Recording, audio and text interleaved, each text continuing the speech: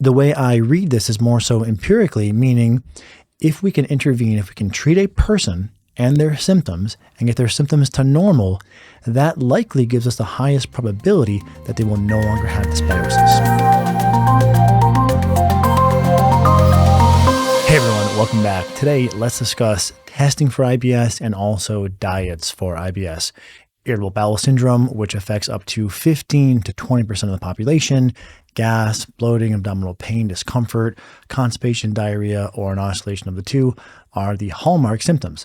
So let's first jump into what one can do regarding testing to assess the cause of IBS. And this comes inspired from a question Jill posed. I was recently diagnosed with IBS. My questions are, what testing would you recommend and what diet would you recommend? So thank you, Jill, for the question, and let's unpack this. Now, when it comes to testing, it's really important to clarify, especially in the realm of functional GI care, that not all the tests, unfortunately, have been validated. There are so many labs and so many markers popping up. And sadly, for the healthcare consumer, many of these labs have not been shown to be helpful or even accurate. In fact, just this morning, I was reading a user review who took one stool sample, sent it to two different lab testing companies, and had vastly different results. So it's not to say stool testing isn't accurate, but some stool tests are not accurate. So not all stool tests are assessing the same thing. So let's try to outline this a little bit more and consider and keep in mind that there are two chief things we want the test to do for us. One is to change our treatment plan, meaning that test result has to give you data that directly informs how you treat the individual. And if it doesn't, then it's just noise. And this is a question you really want to ask. Do I need this test result to use X, Y, or Z, a given diet, a given probiotic, a given herb, a given antibiotic? Or is it just speculation? And unfortunately, most of the time it's speculation. And the other is to rule out a serious condition. So just stepping back, we want to make sure that the test result tells us how to treat the individual. And it's not just this is high or low. And well, we think we should do this. We want to have data that shows treatment outcomes are enhanced by testing. So with that in mind, here's what I would recommend. And what I've found helpful is stool testing, and we'll detail this in a second, and SIBO breath testing. I would be, and this is charitable at best, I would be cautious with the anti-CDTB, cytolethal distending toxin, and vinculin antibodies. While the discovery from Mark Pimentel is fantastic and fascinating, I don't feel, and I'll share the evidence with you here in a little bit, that that data tells us how to any better treat the individual. And I would recommend avoiding food sensitivity testing. So helpful stool and breath for SIBO, caution with the autoimmunity testing for anti-motility autoimmunity, and avoid food allergy testing. But let's unpack this a little bit more. Now, regarding stool testing, we know that PCR or DNA-based assessments for pathogens, parasites, is validated and has been shown to be more effective and make treatment more successful than more traditional, what's known as antigen recognition, where a microbiologist will examine stool underneath a microscope and look for visual confirmation of a pathogen. And there have been some studies that have found reduced use of antibiotics in those who had symptoms of a parasite but didn't have a parasite. So they've actually enhanced care with the use of the PCR DNA-based testing for stool as compared to the antigen recognition under the microscope, the more kind of traditional types of tests, which have really kind of fallen out of favor. There's also some functional markers. Calprotectin does track with inflammatory bowel disease. However, it's important here to clarify that doing screenings in populations wherein we don't suspect inflammatory bowel disease, this marker may not be helpful. It may elevate in some cases of IBS, it may not in others. So we want to be careful not to use a marker outside of what it's been validated to be diagnostic for. So in this case, we want to be a little bit cautious with what we glean from calprotectin. And fecal elastase has also been validated. There's good data for calprotectin, again, in IBD, and fecal elastase in those who have an inability to tolerate certain foods, most namely fat, and they will respond very well to supplementation with pancreatic enzymes like creon. Now, that being said, in the clinic, I've found the success rate, if you will, in terms of someone who has a low, therefore positive fecal elastase responding to enzymes being fairly disappointing. And I think this is because, and this is my theory, this is my speculation, but because we are intervening with dietary, lifestyle, and other natural supports like probiotics and elemental diets and potentially antimicrobials, I think what's happening is we're resurrecting or repairing the ability of the pancreas to secrete pancreatic enzymes, and or we're getting more endogenous brush border enzyme secretion as we're healing the lining of the gut, the microvilli that also secrete enzymes. Therefore, it's reducing the utility of the enzymes. Now, that being said, I should be very clear in acknowledging there is good data validating fecal elastase, so it is something to consider. And not helpful, testing for dysbiosis, although the GA-MAP test, which has been pioneered in Norway and is now included in the diagnostic or doctor's data testing, that has been validated. But validation is different than saying it helps us treat you any better. So what we do with the validated dysbiosis data is a big question mark.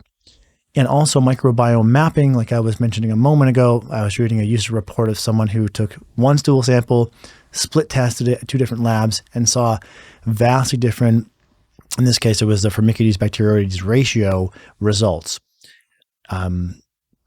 So that's also important. We've discussed in the past how eubiome, shockingly so, when they were investigated by the FBI, unfortunately for insurance billing fraud, they also found that they were using dog feces in part to establish the normative ranges for humans. And this is why, as it pertains to gut biome testing, it's important to clarify that there's research being done here, and we're still trying to learn more and match certain skewings of the microbiota to certain disease populations. This does not mean it's ready for clinical use for your doctor to be, or your healthcare provider to be able to say, well, because of this, we should do that. And I just want to tie into this that for years, patients and providers were treating eubiome lab results and proclaiming that it was helpful. And that just can't be the case. Now, what could be the case is you are taking an action. You're increasing fiber in your diet, you're eating a healthier diet, let's say, or you're using probiotics or using prebiotics or using antimicrobials. All of these things we know help, but you don't need to be spending hundreds of dollars on a test to inform those therapies. Those therapies work no matter what. So you could do a dog poop test and then go on a healthier diet or take a probiotic or take a prebiotic and see a response, and you could conclude it was helpful, but that actually would be very inaccurate and unfortunately often occurs at the detriment of the patient because now they're limited to treating the test and spending money that they don't need to. So hopefully that makes sense, but really important to clarify, you can use an inaccurate test and then go and do a therapy that we know is helpful because there are randomized controlled trials showing a therapy is helpful, and there can be no connection in between the two. And it's a really key concept to understand because it prevents one from wasting tons of money on these speculative lab tests, and there's obviously a huge market for it because you are seeing every few months a new lab pop up proclaiming to do XYZ. So we want to use lab testing where we can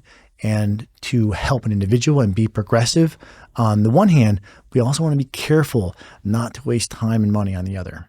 And then as it pertains to dysbiosis, just kind of a quote for you here, or a thought. When it comes to dysbiosis, it's really better to treat the person and their symptoms than to treat the lab values. And part of the reason for this is, again, we don't have any data that has yet told us what is the most successful way to treat dysbiosis? We know that, again, in a small handful of studies with the GA-map technology, that test, that stool test, can discriminate healthy versus IBS versus IBD. Yes, but there are no datum that have said if you see this pattern of dysbiosis, they require a probiotic or this diet or this herb or this antibiotic. So we want to, again, be careful not to treat the numbers in this case and treat the person. Because if you look at someone's symptoms and say, there are clinical trials that have found this grouping of symptoms responds well to this therapy, that seems to be the much more expeditious way to go and also less expensive. And SIBO breath testing, commonly deployed, a validated test. And this is just to show you a few of the data points regarding its validation. 2022 meta-analysis.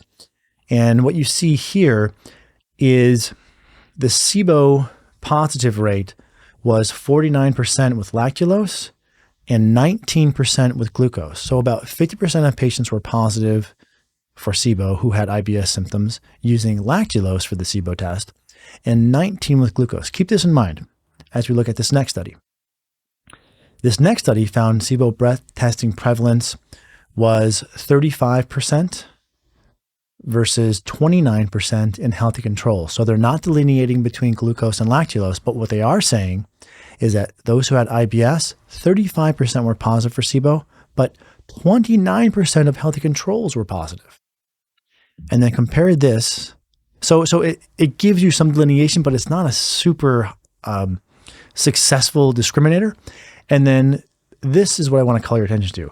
Culture-based studies, where they take a sample from the small intestine, albeit perhaps imperfect, yielded a SIBO prevalence of 13% in IBS patients and 5% in healthy controls. Now, I'm not advocating for routine use of jejunal aspirate testing. It's not practical. The point I'm trying to make is when using this methodology that's supposed to be more accurate, it's contestable, but supposed to be more accurate, you're seeing a much closer proximity between the SIBO sampling directly from the intestines as compared to the glucose, right? Remember, 19% from the glucose here, which is much closer to the direct sampling of 13%. So I just want to point that out. It's one support for glucose testing. I think you can make SIBO testing work with either reagent, but just wanted to tie that together for you. And then one more study just validating or showing you the evidence that validates the use of SIBO breath testing.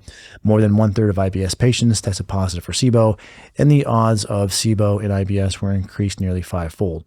So there are data to support the use of a SIBO test. And final point here from the North American consensus, quoting, BT or breath testing is a useful, inexpensive, simple, and safe diagnostic test in the evaluation of common gastroenterology problems. However, the pitfalls that I want to make you aware of: reading the tests incorrectly. I think most people who are paying attention to the SIBO literature know that we want to cut off the time interval to 90 to 100 minutes. Early in the days of SIBO, one may have looked at the time point of 120 minutes, 140 minutes, 160 minutes, where a rise should naturally normally occur, and could have incorrectly said, there's a rise, you have SIBO. So we want to be careful not to commit that mistake. Additionally, focusing on treating the test results and not the symptoms. And this is where opinions do differ. One camp has a very algorithmic approach wherein you treat, you retest, and you keep treating until the test is normal. And the problem with this is some patients will have a normal test and still have symptoms. What do you do?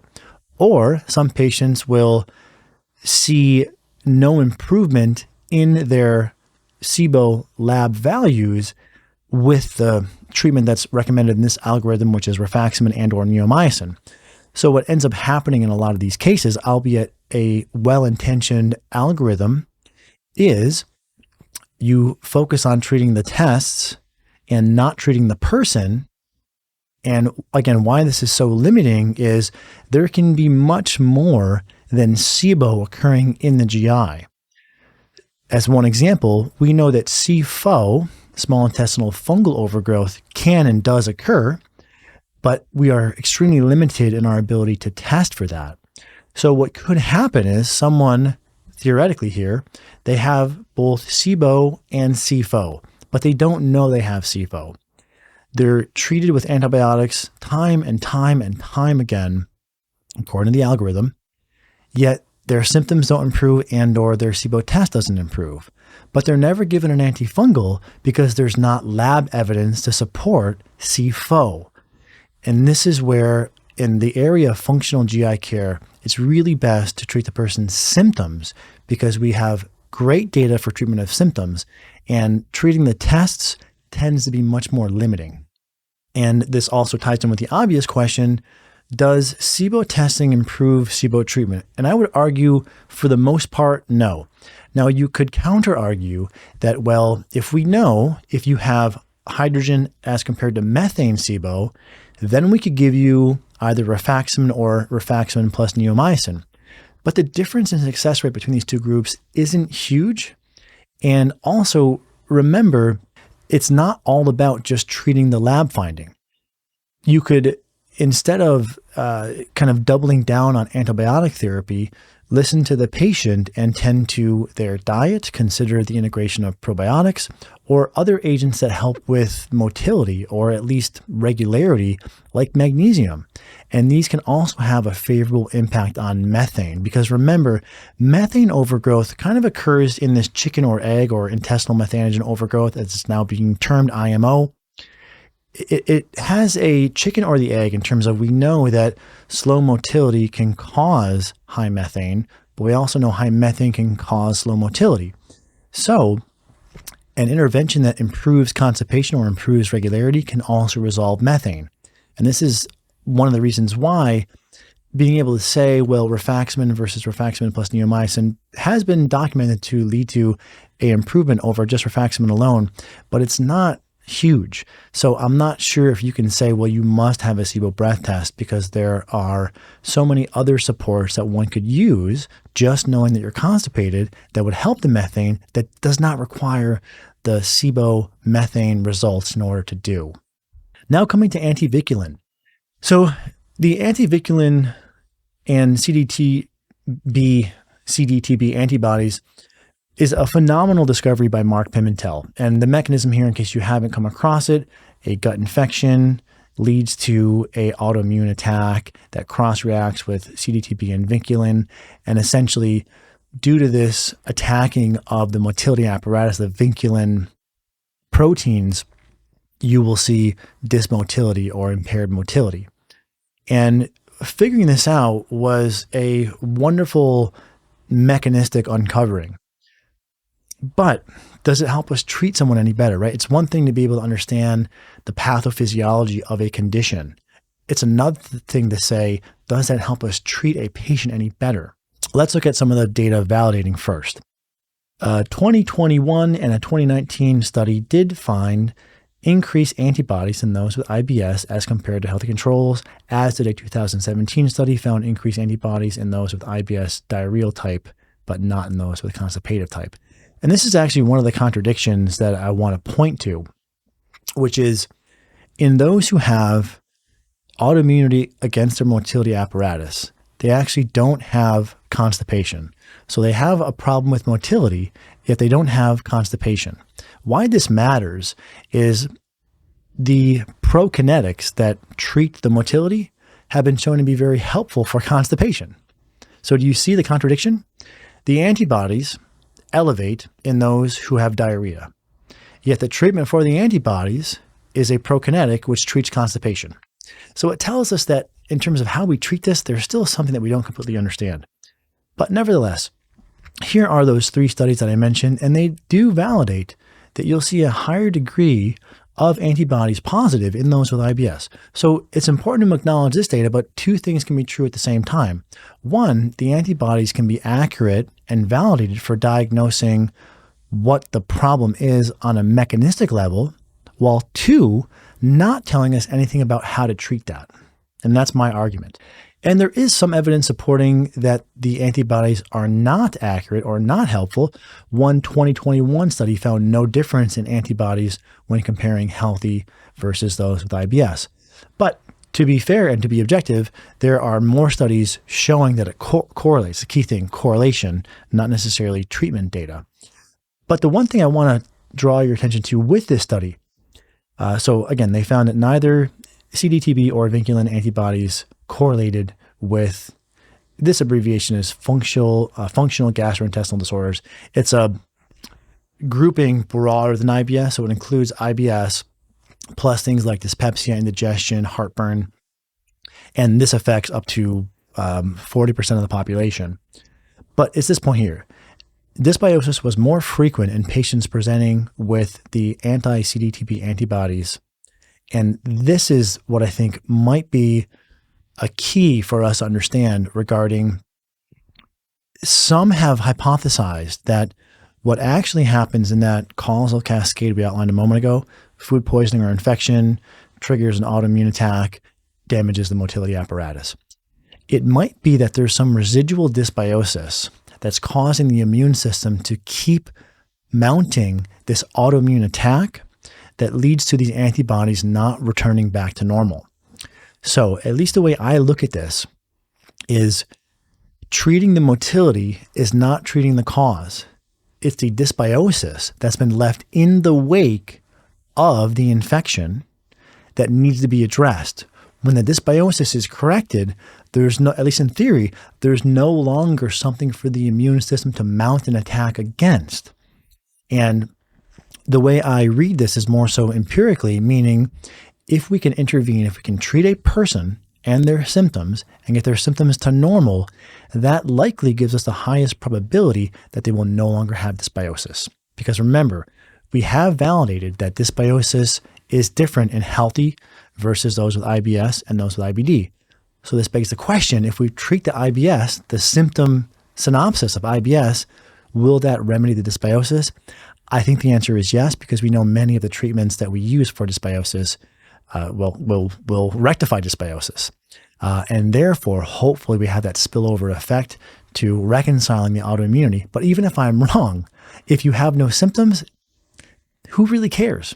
I mean, not to diminish the antibodies, but you can see a low level of antibodies in healthy populations. So again, we want to be careful to use this data in an informative way on the one hand, but be careful not to fall into this very pervasive gravitational field of treating the labs at the exclusion of the individual.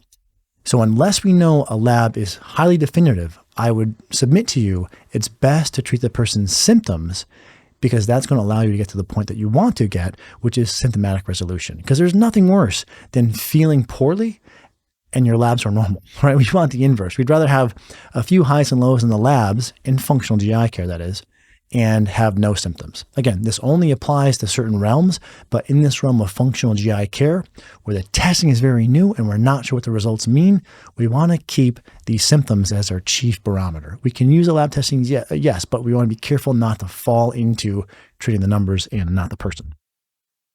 Okay, so main takeaways. The antibodies may help with the diagnosis, but it doesn't change the treatment. And so different ways we can look at that. If someone has the symptoms of IBS and then the doctor says, well, you have IBS because you have vinculin, it might be a bit redundant. At least that's my claim. So let's now move to food testing, IgG food testing. And to speak to the, but I removed my IgG sensitive foods and I feel better. This is another one of the really pernicious mistruths we have to be careful about. It's possible, like I said earlier, that you made healthy changes inspired by a lab result, but the lab result actually didn't tell you to do anything you couldn't have done otherwise, right? So in this case, if you had a food allergy test, as I did at one point, that came back with a bunch of things elevated, and then you improved your diet quality, you maybe reduce processed foods and reduce sugars, then you would see benefit due to those changes. But here's some of the data that underlies this. A 2022 study in the Journal of Frontiers Nutrition concluded, quote, IgG antibodies to wheat, dairy, and eggs were not different between healthy and symptomatic patients. So the antibodies in those who had symptoms and had no symptoms were the same. So how can this test be helpful if there's no difference between those who are ill, not feeling well, and those who are perfectly healthy? And one more similar data point, 2022, the Journal of Nutrition and Metabolism. Out of 28,000 healthy participants, 52 tested positive for IgG antibodies to various foods. In fact, one of my friends, I won't name him, but very active on social media, incredibly fit and healthy guy. I mean, jealously so. Decided to do a food allergy test, and I believe it came back with 23 foods positive. And the poor gentleman, I haven't had a chance to speak with him yet, but I would hate for him to get pulled into all sorts of dietary gymnastics due to the fact that he had these elevations, because you see these elevations in normal populations. And if this gentleman, who's at the pinnacle level of health and fitness, is registering 23 food allergies, it tells us that this test does not have the ability to discriminate between those who have a problem and those who don't. It suffers from a high degree of false positives. And just one more quote to drive this home.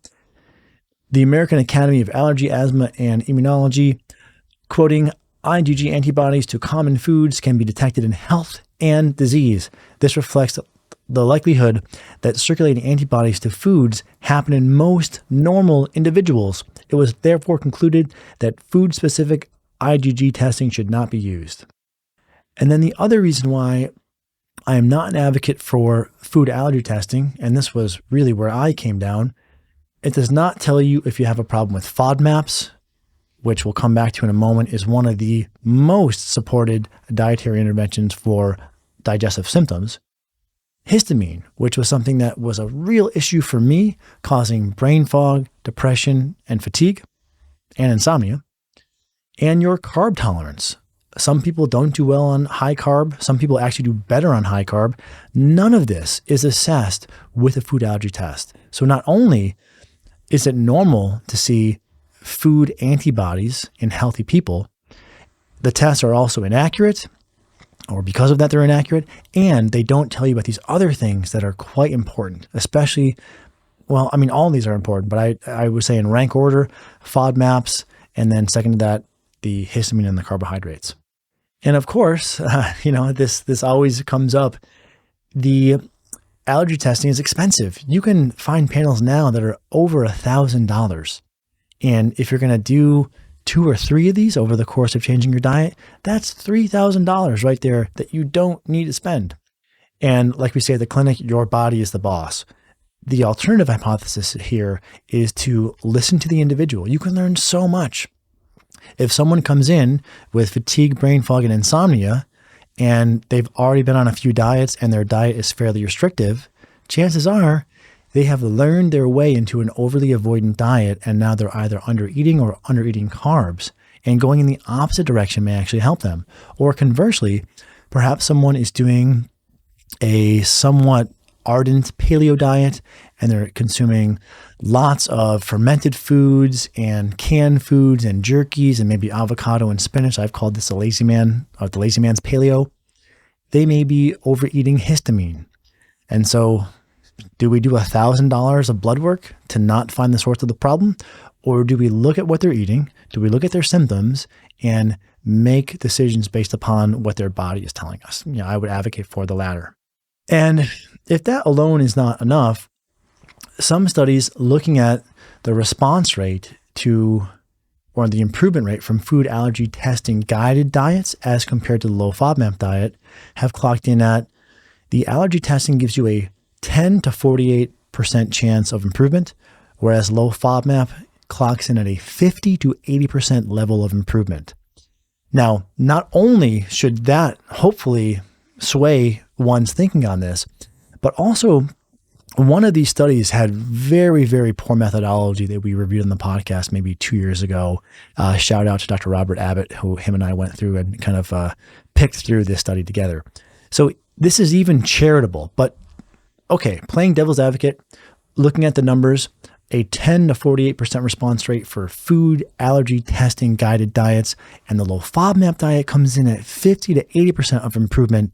So we can clearly see that a low FODMAP diet does better than a food allergy testing guided diet, and it's going to be far less expensive, maybe $1,000 less, because the low FODMAP diet is essentially free. You don't need to pay for a test in order to do that. So silence the testing, listen to your body, and one place to start could be low FODMAP.